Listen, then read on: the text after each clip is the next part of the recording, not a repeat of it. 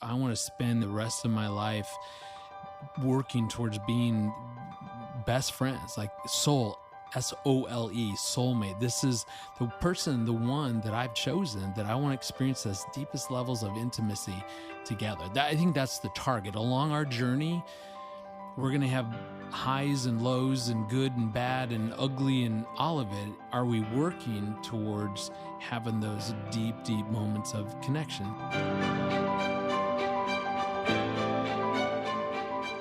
Hey, welcome. This is FamilyLife Blended, and I'm Ron Deal. This donor-supported podcast helps blended families and those who love them pursue the relationships that matter most.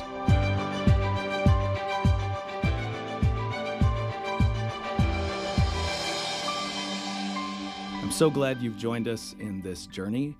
Welcome to episode number 76, Moving from Roommates to Soulmates in Marriage. And I've got to tell you, one of the ways you do that is by signing up for our next Blended and Blessed Marriage Seminar. And now is the time.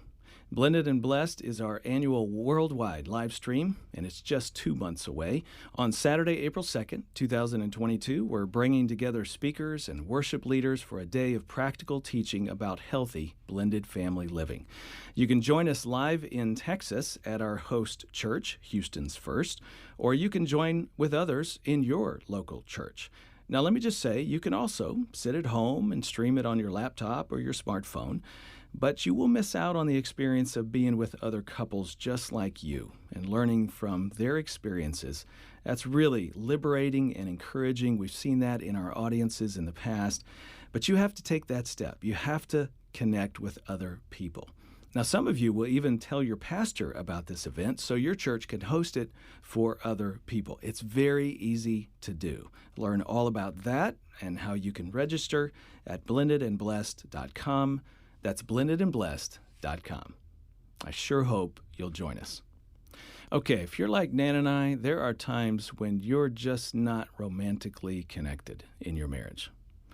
Life has a way of moving us to become roommates when we really want to be soulmates. Dr. Greg Smalley is a good friend of mine, and he and his wife, Erin, are good friends to marriages all over the world. Greg serves as Vice President of Marriage at Focus on the Family. He develops and oversees initiatives that prepare couples for marriage, helps to strengthen couples who are already married, and saves marriages in crisis. He's the author of 20 books, including Fight Your Way to a Better Marriage, which I really like, by the way, The DNA of Relationships, and most recently, Reconnected, a book he co-authored with his wife, Erin, who herself is a counselor and an accomplished speaker. Greg and Erin have been married since 1992. They live in Colorado Springs and are parents to 3 daughters and a son. This is practical stuff, folks. I hope you'll really pay attention. Let's get started building your marriage. Here's my conversation with Greg Smith.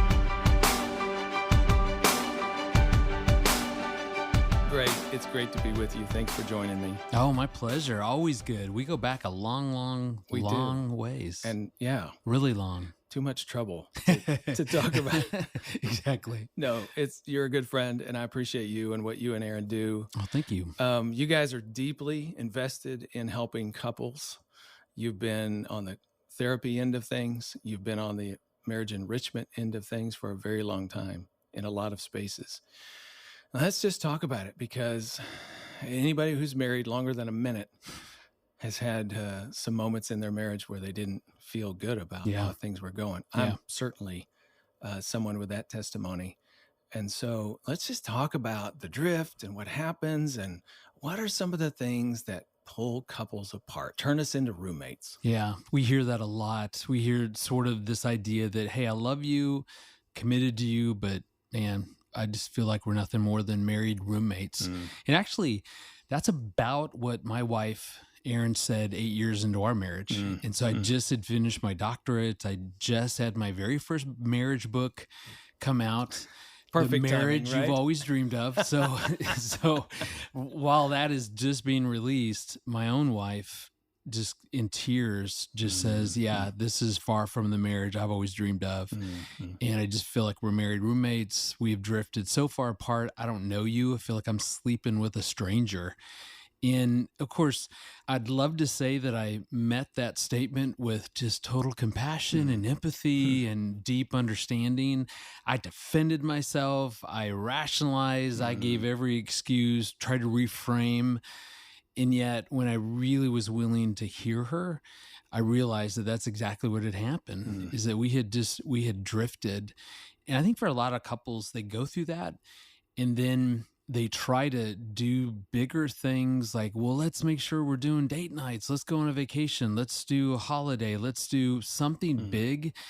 And the problem is that a marriage can't survive from date night to date night or from vacation to vacation. I remember one time, this was a different busy season for us, and we were scheduled to speak at a family camp. So it took the whole family. I think it was over like a Thanksgiving time, something like that. So I just had felt very disconnected from my entire family. So I was really looking forward to this time. So we show up, we're the speakers. So keep that in mind. Yes. We're walking over to get breakfast, and two of my kids, I have 4 kids, 2 of them just start bickering. They get into something. That thing escalated so fast to where one screams at the other, I hate you. I hate this family. I'm done. And she leaves and starts walking off. Wow. People are looking. They're trying to figure out who are these people, and realizing, wait, aren't those the speakers? And I'm trying to say, we'll be fine. Don't worry.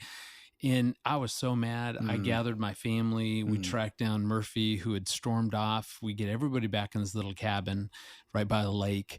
And I lit into them, man. I lectured them. That's not, you know me. That's not my nature. Nope. I'm a peacemaker by nature. But I lit in. I lectured. I told them we are going to have fun. We will get along, whether you like it or not. We will make memories.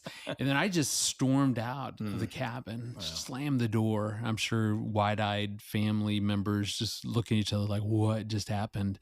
So my wife, Erin, kind of follows me. I'm down skipping rocks, with the lake in anger. She walks up and she's like, what's going on? And I said, well, first of all, your children are terrible. and that helped a lot. Yeah, exactly. Yeah, I just went off. And as she listened, it became very clear that I had built up so many expectations for this time. Somehow us being together magically was going to bring everybody together. We'd have this amazing time. We'd make so many cool memories that just perfect.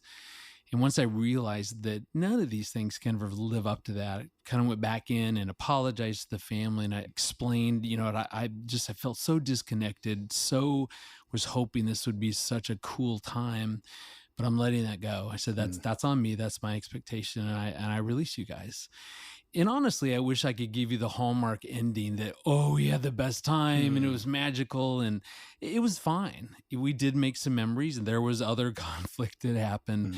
But I think looking back, it made me realize that I think that's what's going on for a lot of couples. They're hoping that they can make up for all the disconnect, for all the busyness, and thus they try to live from vacation, holiday, date night to date night, holiday, and vacation. It just, a marriage can't survive off of that. Well, I definitely want us to talk a little bit more about some of the things that lead us into being roommates. You and Erin have identified a number of things, but let me just pull back a second. I love that story, and I appreciate that story.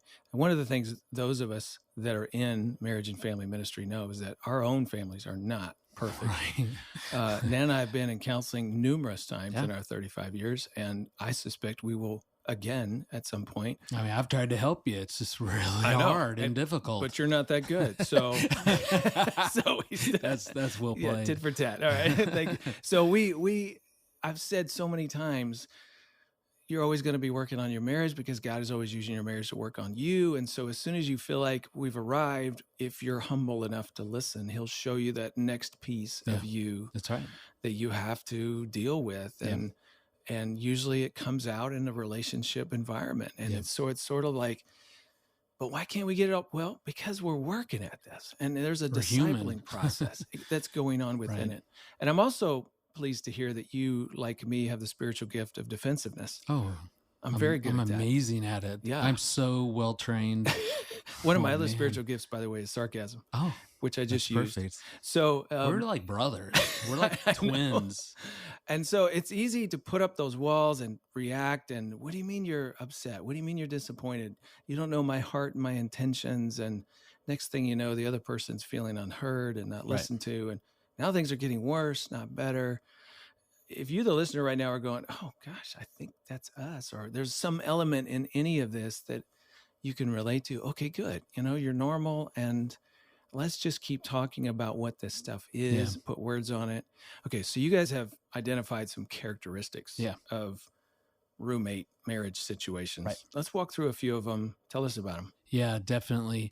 I love the verse in Song of Solomon 2:15. So it's talking about catch all the foxes. So these little foxes before they ruin the vineyard of love. And I think for a lot of us, we guard against the big things, infidelity, affairs, abuse, whatever, the big things. I think we do a pretty good job of really guarding our marriages from those things. It's honestly the little things that really can trap us. And so Aaron and I kept hearing about people saying, yeah, we feel like married roommates. Well, why? Like this one couple might feel that way because they're just in a really busy season, young kids are taking care of, aging parents. Another couple may be in a lot of conflict. And so they're not connecting. Maybe spiritually, they have no mutual spiritual relationship. Yeah. And so we started going, well, okay, so what would those main things be? So we just began to interview couples. We kind of generated a list, and we probably researched with about 1,000 couples just to better understand this. And by far, kind of the biggest one was exhausted. Really? Just like physically, emotionally tired? Yeah. So a lot going on. And I think, by doing intensives, working with couples in crisis, we hear this a lot, that they have nothing to give. They're going at such a rapid pace. So they keep pouring out and they don't know how to get full so that they have something to give. As you're talking, I'm sitting here listening for the blended family couples that are hearing this. You get married and there's 3, 4, 5, 7 kids between the two of you. You got multiple households you're trying to coordinate with, former spouses, former mother-in-law, all kinds of stuff outside your home and inside your home, and just draining the batteries. Exactly. So exhausted is a good word for emotionally. It takes a lot to just try to maintain and keep up and chase kids and do whatever. And this is true, I think, even if they're adult children. They may be halfway across the country, but you're still trying to figure out, how do we stay in touch and connect? And maybe there's step grandkids involved, and you're trying to figure out, how do we bond with? And so at the end of the day, just tired. Yep. So I think what I hear is saying is that there may be different circumstances that create the exhaustion, but nevertheless, the exhaustion just means they can't quite connect with each other. Is that what you're saying? Right. So if we stay empty, then we have nothing to give. And if I have nothing to give, I'm not going to connect with you because you become a threat. Oh, you're just going to want something. You're going to want more. You're going to want affection. You're going to want whatever it is. Versus really understanding that if we're going to connect, it has to begin with this idea of, what am I doing to make sure I'm staying full? And I hear the young moms, the step families with so many kids rolling their eyes. You just feel it going, sure. Yeah. Come over, watch my kids. And, I'll get some rest or whatever. Right. Aaron and I really have tried to narrow it down to, okay, so if you identify with that going, I'm just in a really busy season where I end up exhausted, nothing to give. We just encourage people, figure out what gives you rest and what gives you life. And they're kind of the two sides of the same coin. What gives me rest probably isn't going to set my heart on fire. It's not going to bring me passion, but at the same time, what does just get me going and gives me life probably is not going to give me rest. Right. And so we encourage people, really talk about that. Ask each other in this season of our life together, what would rest look like? What would life look like? Doing activities that really give you life. And so, for example, we live in Colorado. So we're right there in the base of Pikes Peak, and I love to fish. So when I think about something that would give me life, it's all about fishing. So Aaron knows that. And so I'll go to her and say, hey, I'm going to take off a day of work. I'm just going to go by myself. I want to go up in the mountains. And she blesses that, because she knows what it does. So I'll get up super early. I drive. So I don't come back rested. But my goodness, man, getting a big old trout on the end of that line, just standing in the middle of a river. Sounds good. In God's beauty. I mean, just there's something about it that so brings me alive. And then when I think about rest, for me as an introvert, just unplugging from people and kind of being by myself. And sometimes it's just listening to some praise and worship music, but doing something like that just gives me real rest. And so it's going to be different for everybody. Yeah. And it's going to be different based on the season. And so again, young parents are going, yeah, right. If we just get rid of our children, we can get a lot of rest. And you just have to figure that out. It's your job to figure that out. I'm hearing you got to know yourself. You do. And you got to then prioritize some self-care. And isn't that a problem sometimes for people? Totally. Like, I know going fishing is really going to help, but no, I don't, too much to do. It just whatever. And so you end up not doing it. Right. And then you're empty. You have nothing to give. Yeah. So your family gets leftovers and no one wins. Versus understanding that, like the greatest commandment, love God, love others as you love yourself. I think as Christians, we often rewrite that verse to say love God and love others before ourselves instead of ourselves. And God gave us two commandments there, to love him and to love others. He's assuming that we are already doing the job of loving us, which means we're doing what we need to get full of his love. We're allowing our hearts to be full so that we have then something that we can just keep giving and giving and giving. So my goal is not about selfishness. It's not this narcissistic, well, I'm going to focus on me. It's focus on you to get full so you have something to give out. So it's really about giving, but from a place of abundance. And that's why when you figure out what gives you rest and what gives you life, that's a great way to balance, to make sure that you have something to give. I'm really glad you just shared that concept, even as you love yourself. Because you want to go fishing now. I can see it. Oh, dude, I want you to take me. Anytime. Let's go get a trout. I promise you come with me, you will catch fish. There's a lot of people listening going, I've never heard that I can do self-care. That's not Christian. That's not right. I'm supposed to be totally other focused. But hear the balance of what Greg is saying. It's not about loving me for the sake of me. It's about loving me for the sake of you. It's about acknowledging my value and my worth in Christ. Totally. And out of that then fullness, I have more to give to others, to serve. And totally. John 10:10. Yes. That Christ came to give us not just life, but life in the fullest, abundant life. So he's not a God of subtraction. God doesn't take things and reduce it to its lowest common denominator. What does he do? He's always adding. He wants abundance. He wants our hearts so full. He wants us to have so much that we can just give and give and give. And then know how to take a moment, get some rest, get some life, and just keep giving.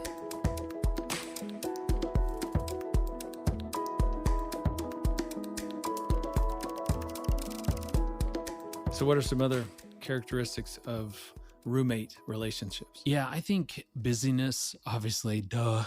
Some seasons are much less busy than others, but for a lot of us, we're just running. Yep. And we have so much going on. And when we speak and we're talking about busyness, people automatically get super defensive. And so now they think that we're going to start going through some time management habits and look at your calendar. What can you jettison? And they feel like their plates are overflowing with a lot of good things.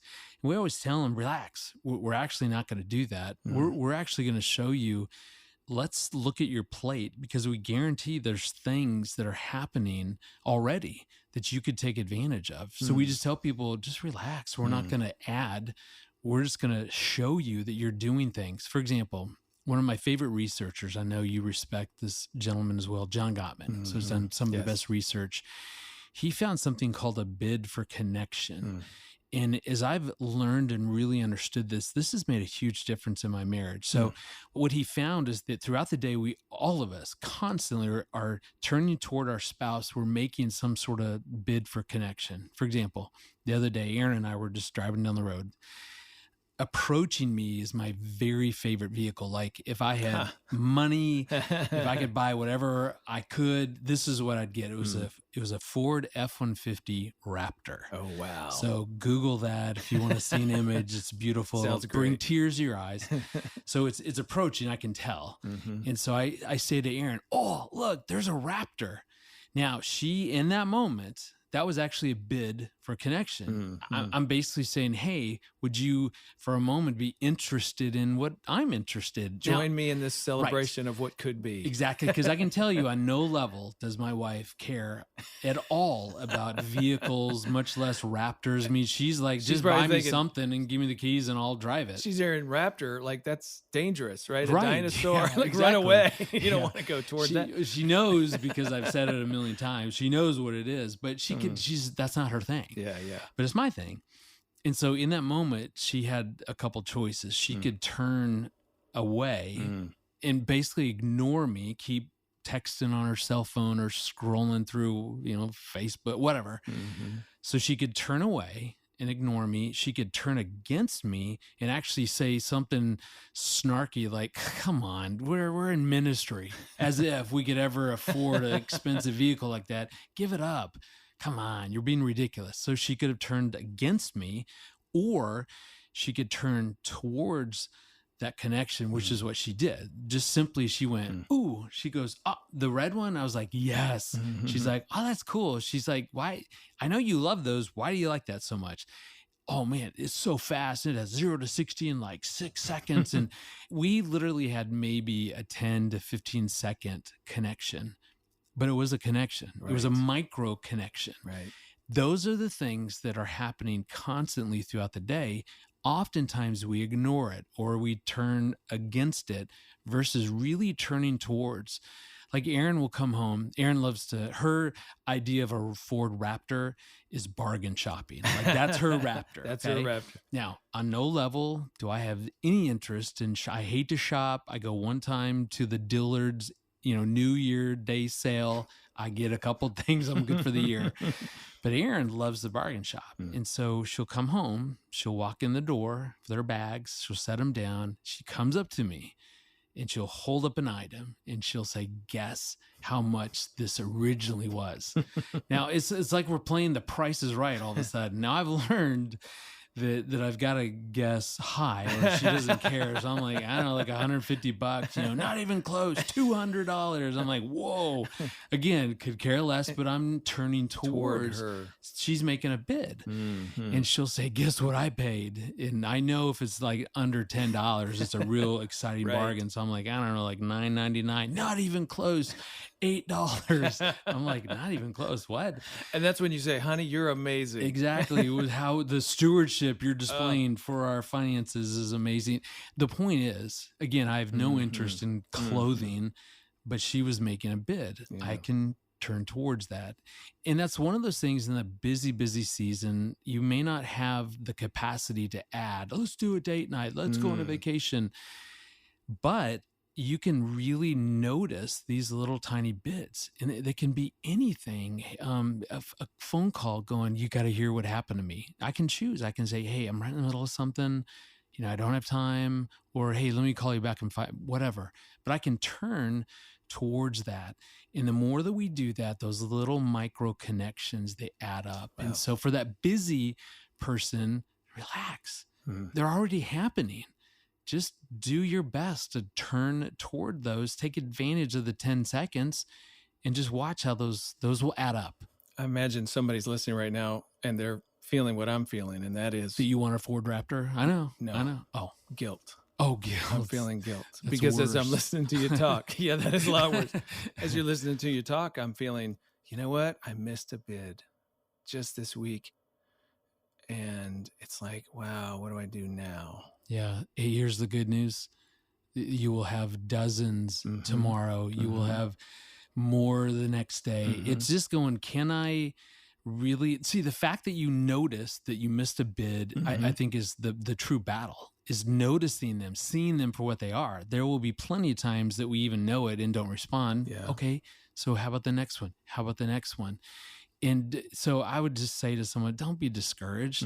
Be glad I noticed it. Okay, I didn't take advantage of it. And now I Okay, can tune in a little bit better next time. Because there'll be hundreds coming your way. Yeah. It might even be that I could go back to my wife and say, hey, I realized I missed something there, that you were leaning toward me and I was so focused I didn't catch it. Totally. Maybe that in and of itself, an apology in effect, would be responding to a bid, at least moving toward her in a way. Well, it's another bid because basically you're apologizing. So now she would have the opportunity to respond, turn towards that and receive that. I mean, whatever. Good. But it's just, they happen all the time. My job is to really notice and look for it. Aaron and I have even gotten to the point to where we'll call it out. Hey, that's a bid. You're making a bid right now. And we'll just make it a fun thing. But we've grown to the point where we really notice those, and thus we're going to turn towards them. And again, the playfulness in that is a connection. But I don't want our listener to miss what you're saying. The big picture you're saying here is people who are busy and exhausted feel like, no, this is not you got to add something to your life. Right. This is a just notice, tune in, turn toward, and let that be something that energizes your relationship. Because a marriage can survive between bids because they're going to happen so much. So we may not be able to add in the big stuff. But man, again, those little foxes, on the flip side, the good news is the bids will happen constantly and we can take advantage of those. And that's how we can stay connected when we're busy.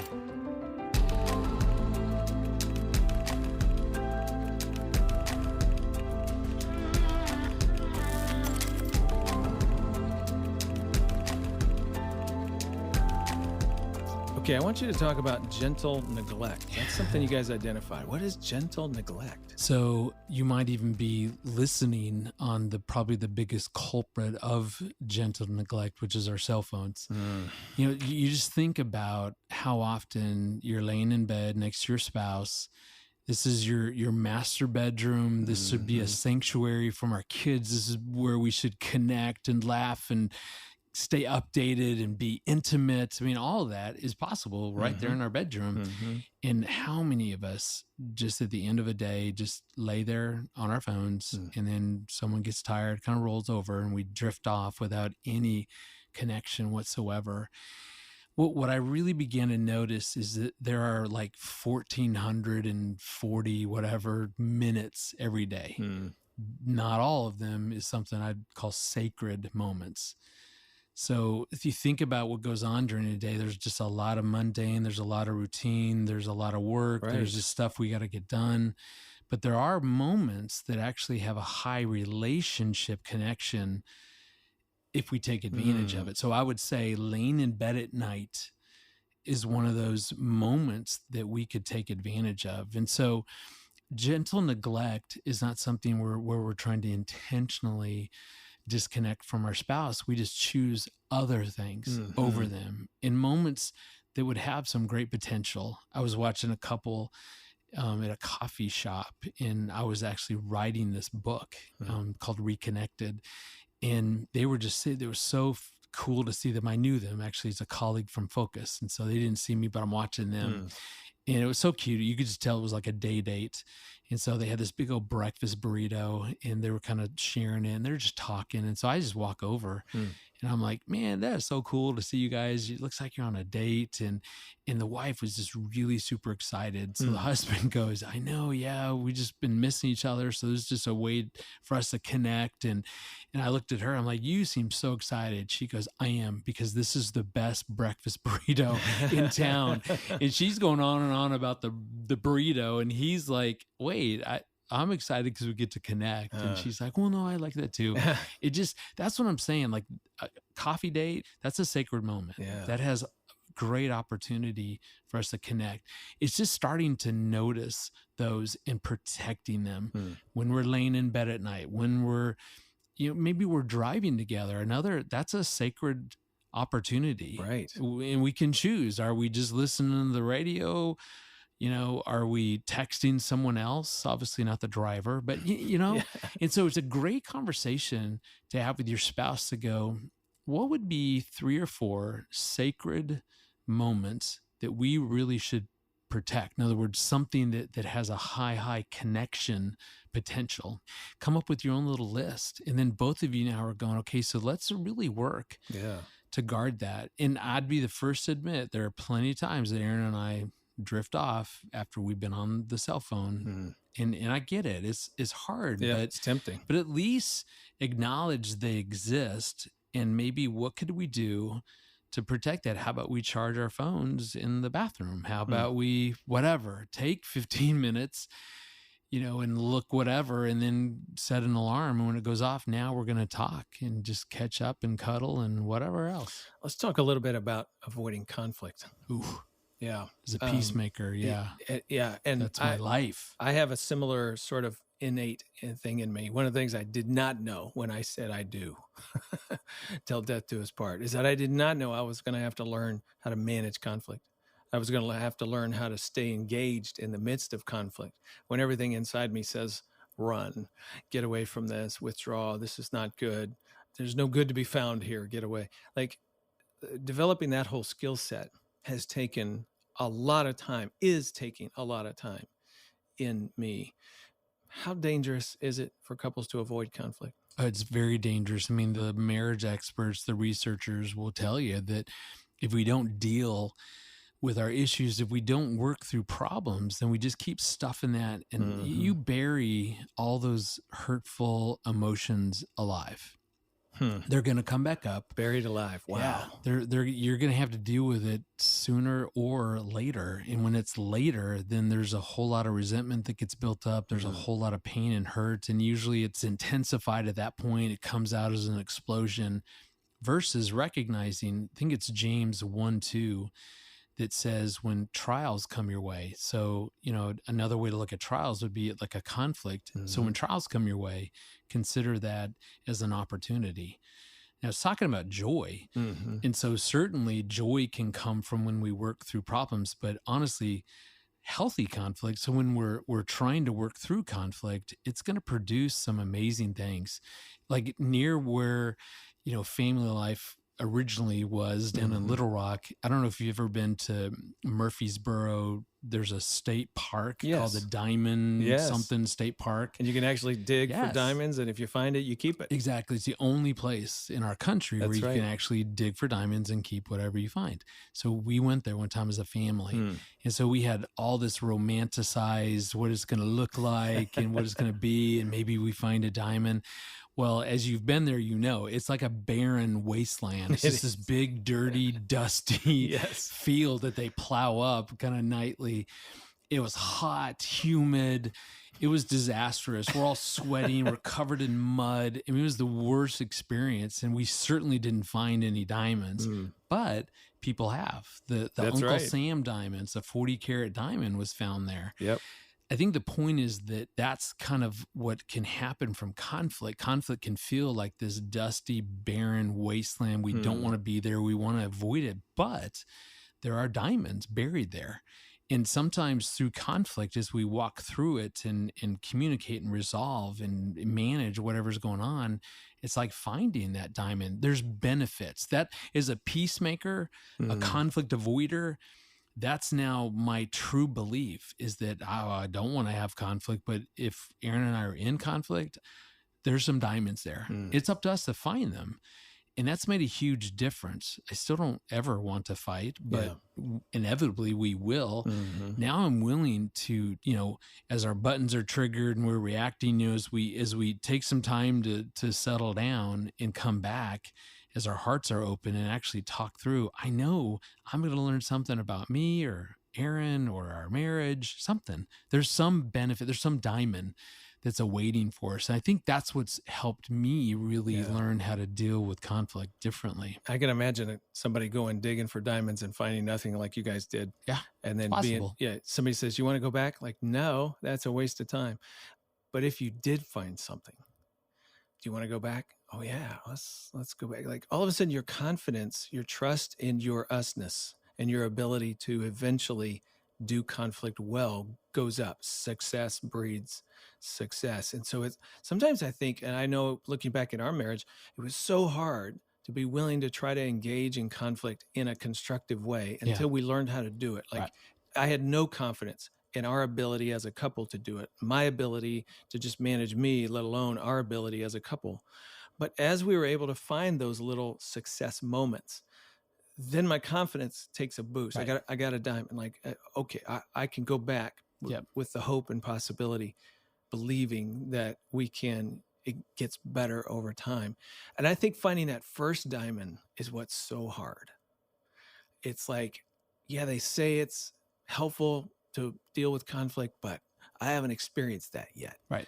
And it's so hard sometimes, but I just want to say to those who are listening, if that's where you're at, manage you, learn what you need to learn, start working hard on that part of it, and just see if it doesn't lead to the discovery of a little diamond. I'm telling you, they're there, because God says as we go through hard times that He's always going to give us something. The diamonds are there. It's just up to us to look for them. The other day, Erin had a chair that was delivered to our house that was supposed to go in her little home office. And so she simply said, hey, can you help me carry this chair, get it into the office, which seems like a very easy win. Well, why it happened this way, I'm still not sure, but we get into this huge argument.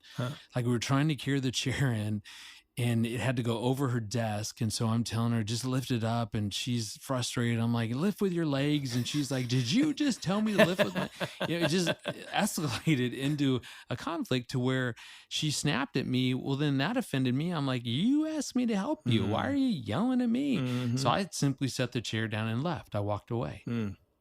So I went back to our little bedroom. She had to leave. And so she leaves. Okay. And I'm just sitting there going, oh, I cannot believe that she yelled at me and snapped at me. You know, I was being the perfect husband, helping her and just trying to get the chair in. She, so righteous, indignation, thinking, look how wonderful I was, how horrible she was. Well, she actually texted me an apology. She did a great job. I mean, she's like, listen, I'm sorry. I was stressed. I knew I had a client waiting. I had to get this done. It wasn't working. And I'm sorry. I shouldn't have snapped at you. And I was like, you're right. You shouldn't have snapped at me. And it wasn't actually until the next morning that God basically said, okay, son, okay, you're sitting there so smug, like that you were so wounded. Well, how about you look at you? Like, what did you do? Like, what did you say? Do you think just walking away from your wife is how I would want you to treat my daughter?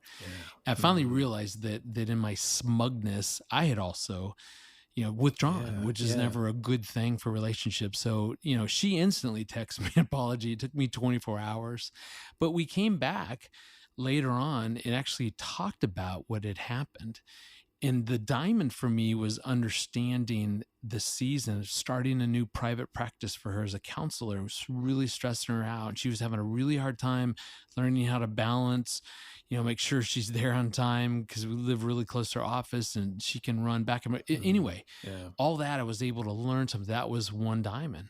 But then I was also able about myself to quickly learn how easy it is for me to be so prideful, so arrogant, so righteous. But see, that's what I'm saying. That's the value of talking that stuff through after the fact. We realized some things. We took something away from that interaction, and we felt closer, more connected after that.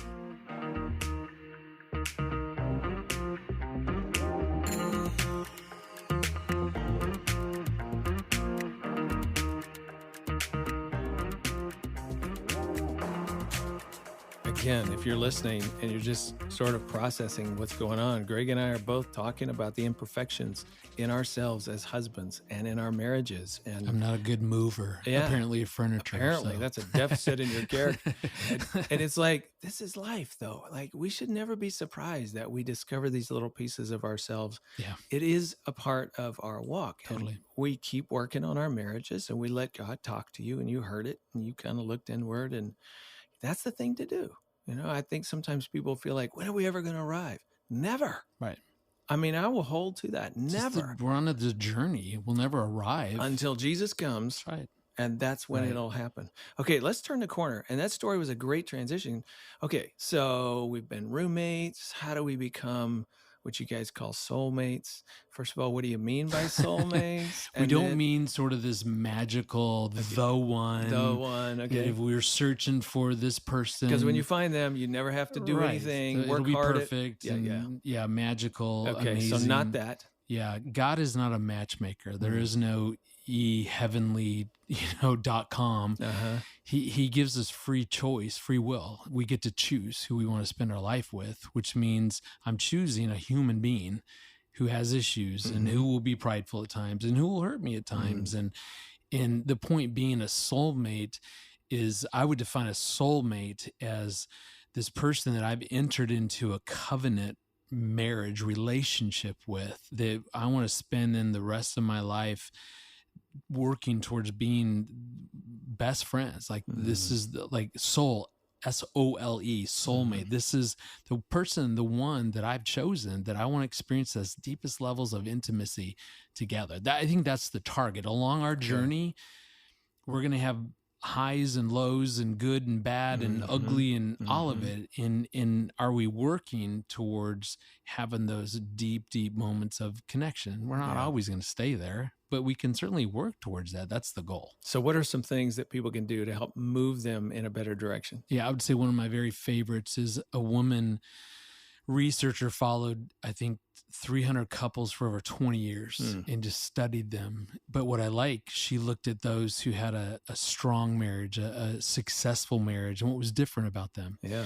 And one of the things that she found is that the couples who were happy, satisfied, moving in the direction they both loved, spent about 10 minutes a day exploring the inner life of their spouse. In other words, all of us have to talk. We've got to administrate our marriage. We got to talk about the to-do list and the task and who's picking Annie up and who's going to the store. Like we all have to have a business meeting, right?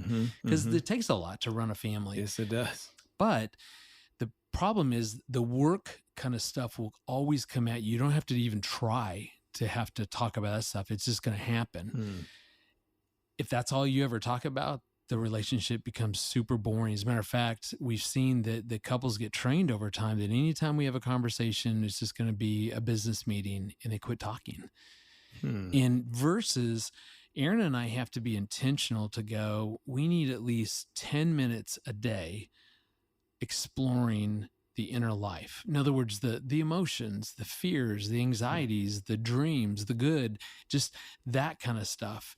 And we've really been intentional about finding 10 minutes a day. Okay, we might go on a walk or something. Yeah. So let me just kind of unpack that for somebody who's thinking, well, we tend to talk about what happened in the day.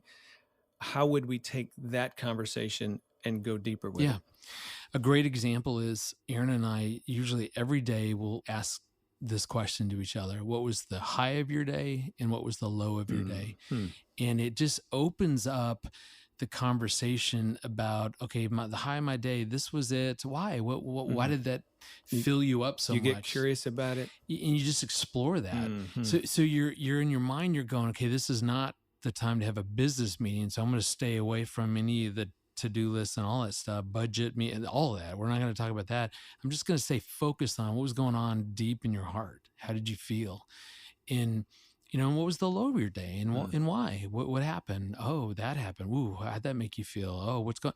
It's super simple. That's been our kind of go-to. We just say, what was the high of your day and the low of your day? And that leads to other questions and it keeps you current. It keeps you updated. It keeps you aware of what's going on in your spouse's life versus if all we do is work talk and have a business meeting, you just start missing each other. And we're always changing and things are happening. And I want to stay attuned to what's going on in Aaron's life. You remember the old rock group Journey? Oh, love them. Actually, it was just on the airplane just a few hours ago. And I was listening to my music with my noise canceling headphones. And that song came on. It's called Faithfully. Yeah. And in that song, there's a great line that says, I get the joy of rediscovering you. That has become one of my just targets for my marriage is I want to keep rediscovering my wife every day again and again, because something is always changing, and we, our daughter, youngest daughter, just started the 8th grade. So just that alone probably caused some shifts for Aaron, or grieving something, or frustrated about something. So just exploring, hey, best part of your day, worst part of your day, it just always keeps us current in, we're rediscovering each other. Okay, let's talk about one little wrinkle in that, because I can imagine somebody listening going, okay, if my spouse started getting really curious about my inner life, wanted to, understand my day better, how I felt about it, I don't know that I trust them. We've just sort of drifted, and we've been in that space, and Doesn't feel safe. I don't feel safe. Yeah. And it would be hard for me to give them that information. What would you suggest that person do? Yeah, that's the paradox in marriage, actually, is that it's full of risk. When we open our hearts, when we put our heart out there, the risk is that, how will my spouse handle my hearts? What will they do? Will they unconditionally love me, understand, all that, versus use that against me, or, judge me, or try to fix me, or whatever. I would say, absolutely, I think all of us have to face the risk of putting ourselves out there. So I would say, for that person who's going, yeah, that makes me a little nervous, I would actually have that conversation then with your spouse, going, if we are having our 10 minutes, how can we really protect that time? Like, what would be some guidelines? For example, Aaron and I have agreed that when we're having kind of this 10 minutes, and we'll call it out, hey, let's have our 10 minutes. And so we know what we're doing. We know it's intentional. One of our rules is, this is not the time to try to solve or fix something. Okay. So if Aaron shares, man, I've just been discouraged, I just saw Annie's grades and she's just doing really bad, this is not time for me to go, well, okay, how about we do this? Let's try this. It's just to go, yeah, tell me more about that. It sounds like that's really bothering you. What is it about that? So it's okay to compartmentalize part of the conversation in order for you to stay in tune. Yeah, you're protecting it. You're really guarding. Good. Remember, guarding from the little foxes. So one little fox in that stance is the desire to fix something, which as guys, we will very much always want to do that. Yeah. But it's just recognizing the true values is staying present with Aaron around the emotions. So if she's sharing that she just saw that Annie's not doing well in school, I can jump into problem solving. Let's get a tutor, or let's do this. Or I can say, help me better understand. I can see that's really bothering you. What's getting stirred up for you? I don't know. I just don't want to see her. But so how does that make you feel to see her grades? I feel failed as a mom. Whoa, man, I had no idea. Tell me more about that. What does that, what does that feel like? What does that mean? So if you're willing just to be present and just dial into the emotion, you can always just say, okay, so it sounds like maybe I'm hearing this. Tell me more about that emotion. Or you can just guess and throw it out there, and she'll go, no, not really. It's more this. Whoa. Yeah. Tell me. Oh gosh. Tell me more about that. That's when I learn stuff about my wife, when I keep her focused on the emotion versus problem solving or whatever that's, or opinions or discussing facts or whatever. It's dialing into the emotion that will make that 10 minutes really strengthen the connection that you guys are longing for. Greg, this has been really good. Again, it's normal for us as husband and wife to kind of fade in and out of being roommates, and then make effort again to come back together and be soulmates and move toward each other. And we're always working on our marriage, and we're going to just continue to do that. And learning those little tips and skills has really been helpful. I'm curious about the COVID world that you guys have been living. Has there been any opportunities for you to learn anything about your marriage in this?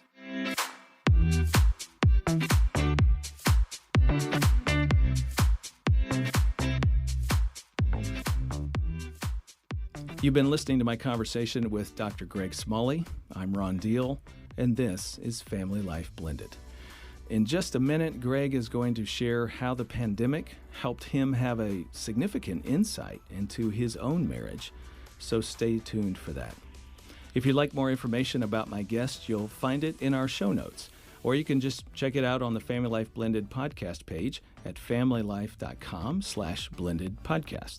And while you're there, check out everything Family Life has for your marriage and family. Our division is called FamilyLife Blended. We have the world's largest collection of articles, videos, online courses, including our new Certificate in Blended Family Ministry course, and books for blended families, like The Smart Step Family, Step Parenting with Grace by Gayla Grace, and my new book for engaged couples, Preparing to Blend. But what's coming up Saturday, April 2nd, 2022, is our worldwide live stream seminar for step couples called Blended and Blessed. The theme this year is a good blend, and that's what we're going to try to help you discover. So join us for the event live in Houston or with others at your local church or from your laptop at home. Go to blendedandblessed.com to learn all about it and to register. We really love hearing from our listeners. Recently on Facebook, Tara said, "I look forward to the podcast every 2 weeks. So helpful. In between, I catch up on all the Family Life Blended podcasts I missed when I didn't know about this gift of a ministry. Thank you." Well, gosh, Tara, thank you. You are welcome. And we hope that this continues to serve you and your family. If you're wondering, you too can leave us a review or a rating on your podcast app. That helps other people find us. You can also share an episode with a friend. That also helps other people find us. And if you haven't subscribed to this podcast yet, you can do that on your app, on YouTube, or the Family Life app that lets you take notes while you listen. Okay, how has the pandemic served Greg Smalley's marriage? And what can you and I learn from it? Here's Greg.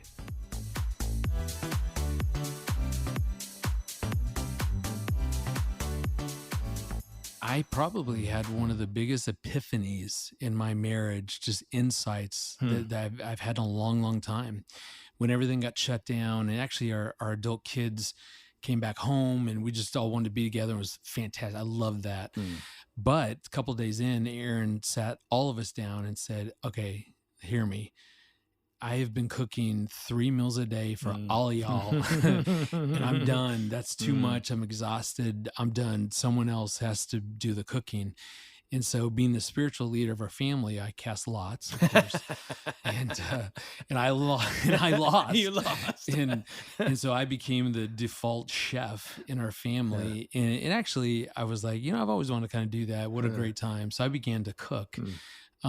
Here's what I quickly discovered. Okay. So I would get up in the morning. So we're, can't go into the office. So I'm working from home, which was awesome. As an introvert, I thought I'd died and gone to heaven.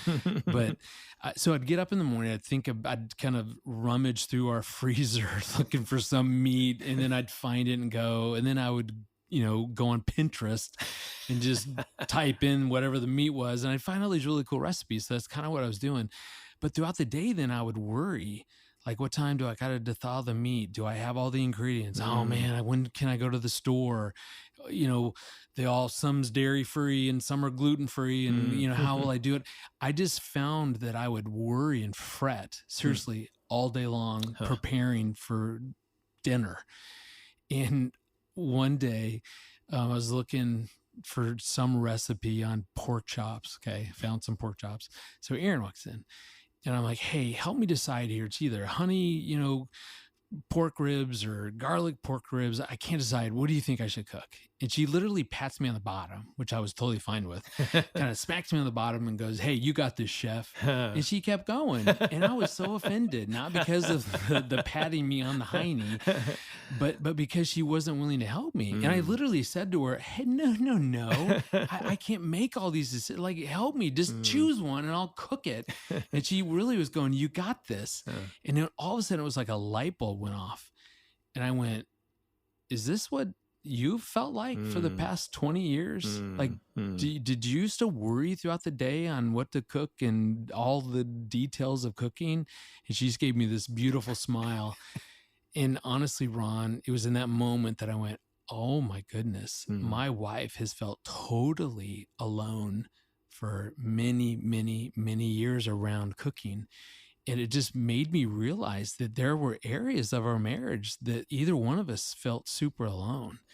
And it led to such a good conversation. And I said, tell me more. What has that been like for you to kind of feel like you've bared this burden of cooking all by yourself? Because see, she would cook and I would clean. But I promise there was never a moment during the day that I thought, do I have enough liquid dish soap? Or how will I put everything in the dishwasher in time to, I mean, never.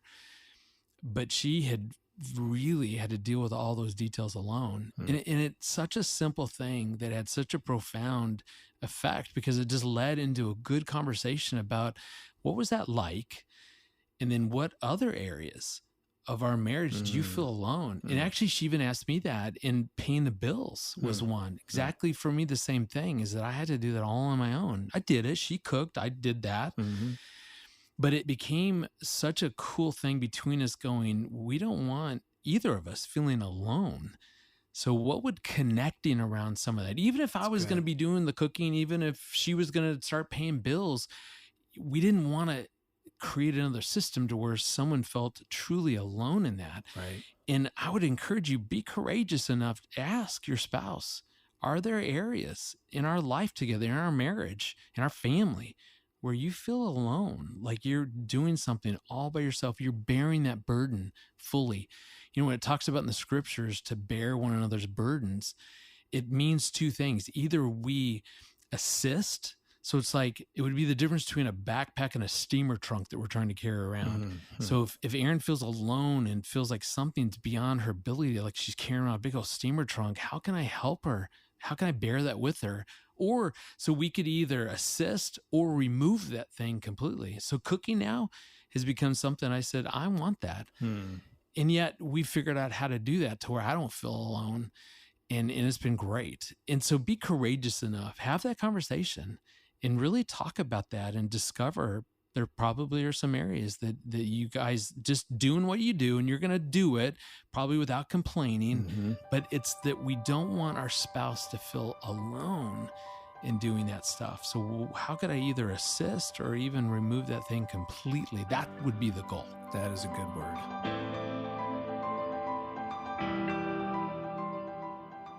Hey, don't forget that if you have a question about today's episode or a topic you'd like for us to address on a future podcast, you can send those things to us. Email it at blendedquestions@familylife.com, or you can call and leave a voice message at 407-826-2606. And of course, you can get that email address and phone number in the show notes. Next time, we're going to hear from one of our previous Blended and Blessed speakers, Lori Short. I feared that I would one day say something he didn't like, and he would say, "You're not my mom," and it would just kill me. That's Lori Short, next time on Family Life Blended.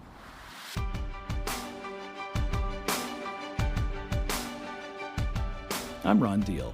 Thanks for listening, and thanks to our monthly donors who make this podcast possible.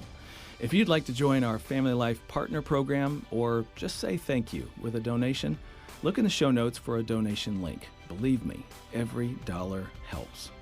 Our producer is Marcus Holt, mastering engineer Jarrett Roski, project coordinator Ann Ancaro, and theme music composed and performed by Braden Deal. Family Life Blended is part of the Family Life Podcast Network, helping you pursue the relationships that matter most.